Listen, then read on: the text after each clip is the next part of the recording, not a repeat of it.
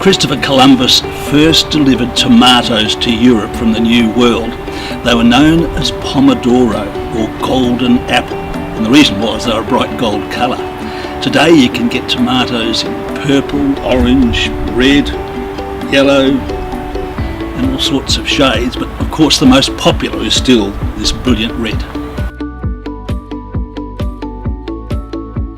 The deep skin colour is the first clue to their health benefits.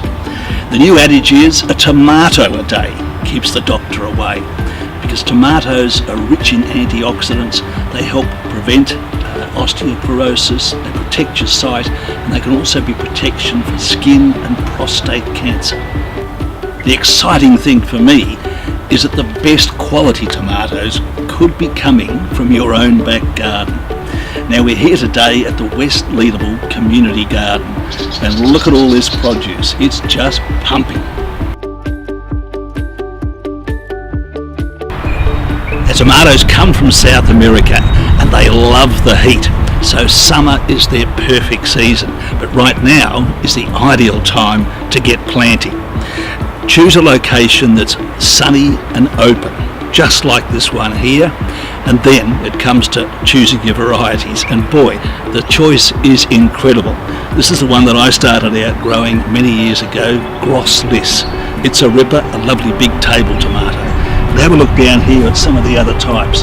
There's varieties that you can grow for sauce, there's varieties you can grow to put on the table, all sorts of types, so the choice is really yours. Growing varieties like Roma and the Grossless need some support, so either put a stake beside them, or in this case here we've got a bit of mesh, which is ideal.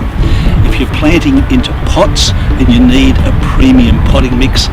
If you're planting them out in the ground, use generous quantities of a good soil improver. Here's a tip: when you're planting out your tomatoes, plant them deep.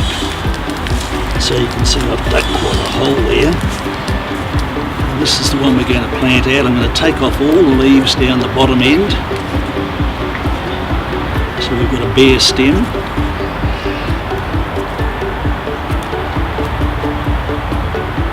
So removed all those, take it out of its pot.